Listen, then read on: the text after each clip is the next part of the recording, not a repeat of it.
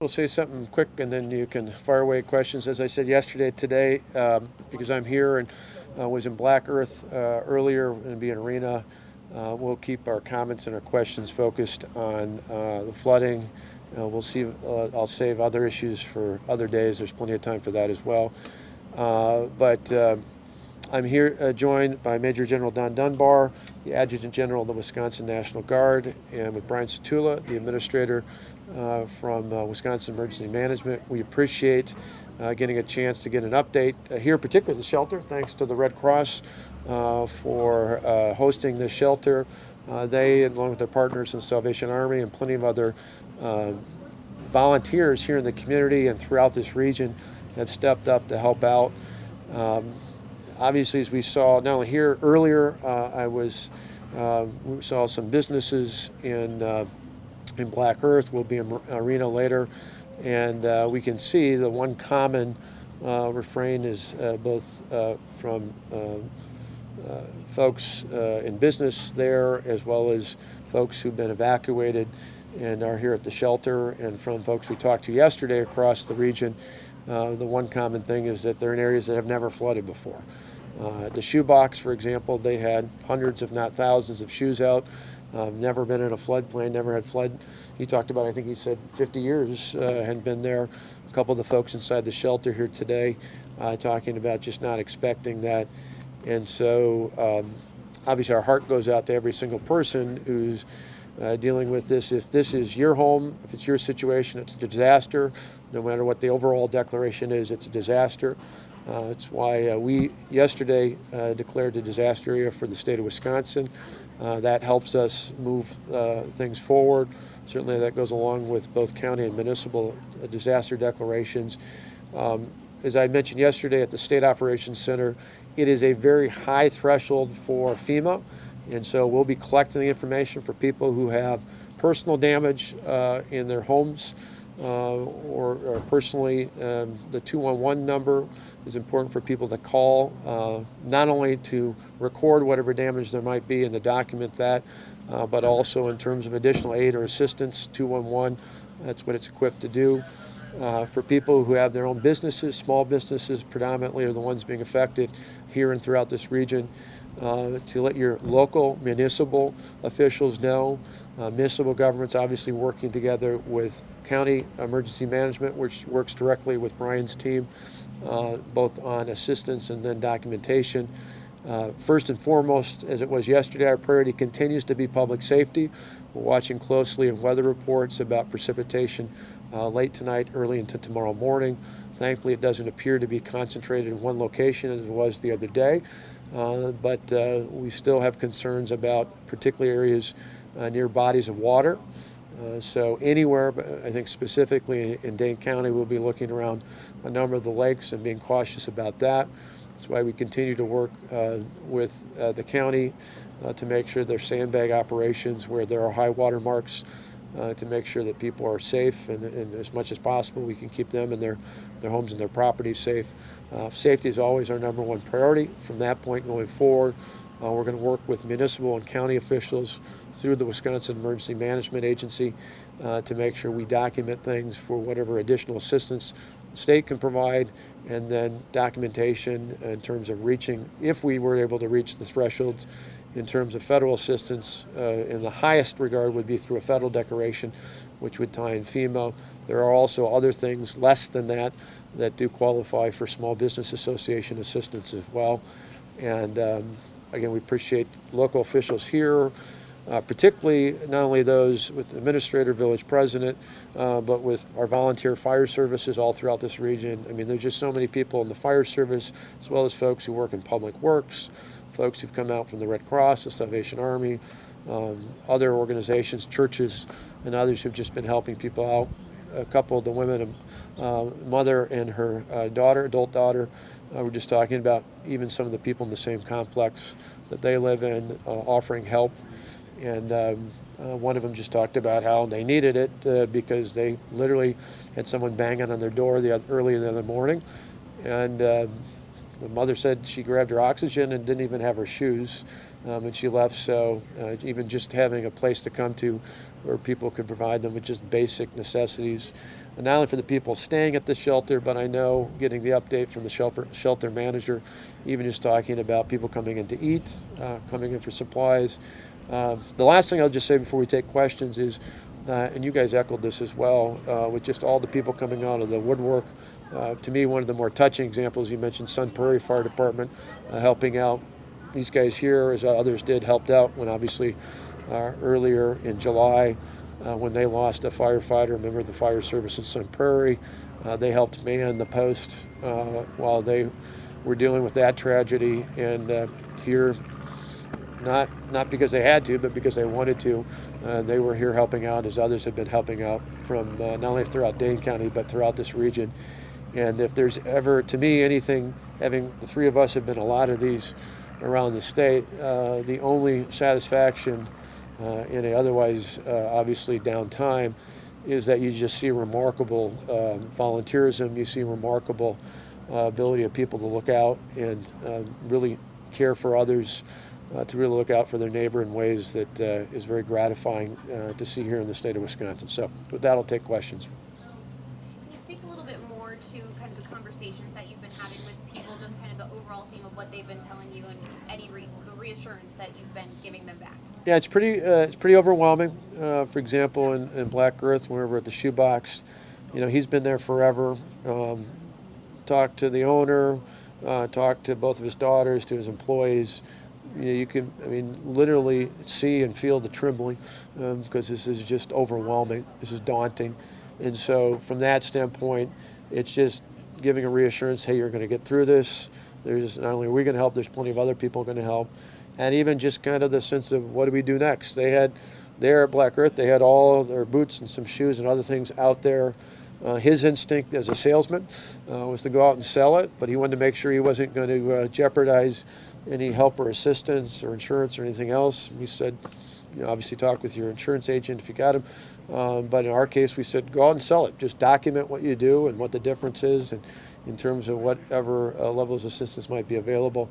But it's really just kind of this, it's so overwhelming for so many people, particularly for folks who've never had flooding. It's one thing, certain areas we've seen along the Mississippi and elsewhere where it's a more common occurrence. But if you've never thought about having flooding before, it's just, you get this sense of being overwhelmed. That's why, to me, obviously long-term and midterm, even the relief financially is important, but more than that, it's just the comfort. It's the shelters, it's the volunteers, it's the people looking out for folks, not just to physically get them out of their home, but for folks.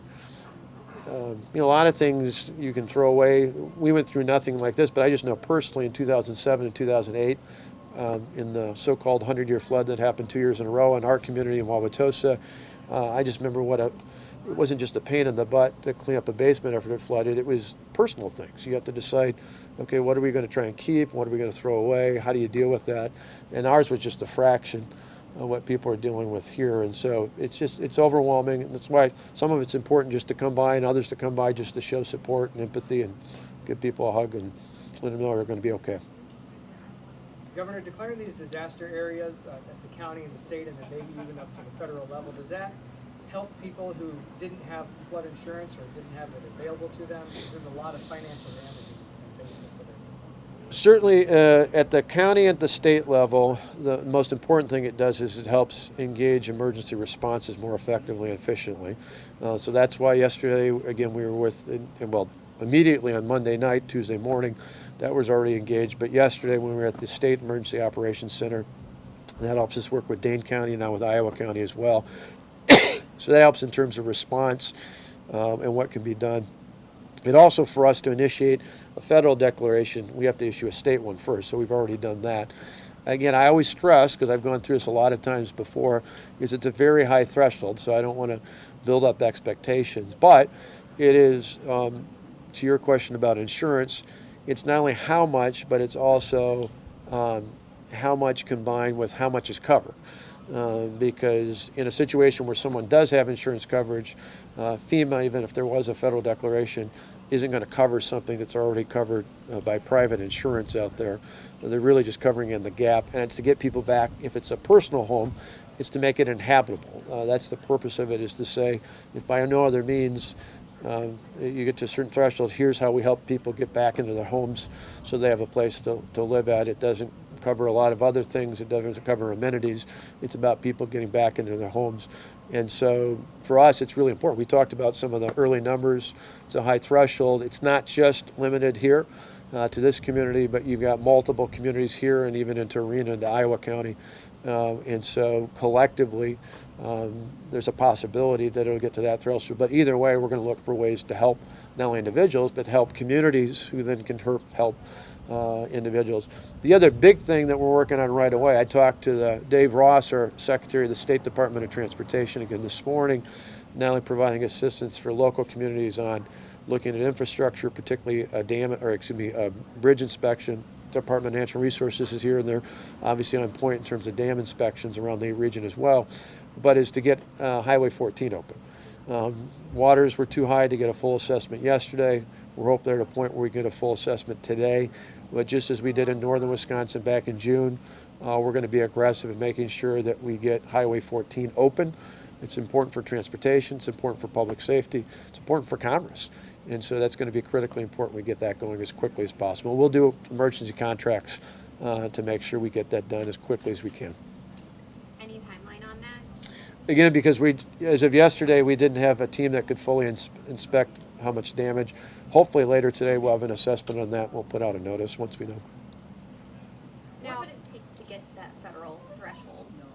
It varies, and I can let Brian talk about that a little bit, but it's population size, a threshold there, both within the county and the region. And so I don't know if there's anything else you want to add to that. No, the reality is, as the governor had mentioned multiple times, the first step is public safety and the volunteer and the community help that's going on. Then it's, as we're moving from the critical phase of the incident, we're going into short-term recovery. The goal is to start looking at the damages, and there is thresholds, but some of them are not just a dollar figure. It's more, what is the impact on the community? So in talking with the local officials, we need to look at what those impacts are. So without, I can give you a dollar figure, but that's just one part of the story. So it's actually a larger picture of impact, both on the financial side, but it's also the impact to the community itself and the economy, and there's just a number of factors that go into it. So I don't want to just put out a number and then when we reach that number, then automatically something will happen. One other thing on that too, just as an example, having gone through this as a local leader even before being governor, is it's again, I stress not only is it a high threshold, but it's about being inhabitable. So a lot of homes, and I've seen not only here but around the state, say water damage comes into your basement, high flooding, it might take out your furnace, your water heater, other things like that. Something that you need to live in your home is something that qualifies under damage. So if you can't live in your home without a hot water heater, you can't live in your home without a furnace, those are things, if you got to that threshold, those are things that would count. If you had a refrigerator full of beer or you had a nice pool table on the bottom, as much as that's frustrating, that's not covered. That might be covered depending on what kind of insurance you have. That's not going to be an emergency item, as frustrating as that is. And so it's really about, and that's where, give us everything, start local level, work our way through the county emergency management. We'll take every bit of damage you have, but then they have to go through and sort out and say, what are the things that actually qualify? And it's things that lead to people, the question of, can someone actually be in their home or not? And then we'll get creative along the way, too, as we were talking about in smaller rural communities, even if depending on the homes, whether they're inhabitable or not, if they're not, well, then that's lost property value. There's other things that can tie into that. And so some of the things we'll look at here in a couple other communities that have some unique challenges, even with public infrastructure buildings, is are there community development grants? Are there other transportation assistance we can provide? We'll try to be as helpful as possible so that there isn't an added burden on your local government at the same time people are trying to dig out of their homes. Some communities have, have crop damage, and so what's the process, to help those farmers who have significant crop damage due to this? Again, it would all be through the same way, report the damage, just like it would be like we were at the shoebox as a business, identify what the damage is, where it's at, and the more documentation we can get right now, the better, because then we can kind of sort through, because there's not one easy threshold. It's got to be a matter of reporting it, and then there's different pots for different things. In terms of, obviously, the overall big amount ties into FEMA. That's really the highest threshold out there. That's an often difficult one to get to, but there are other areas of assistance depending on where things are at, and sometimes even federal assistance varies by public damage versus private sector damage.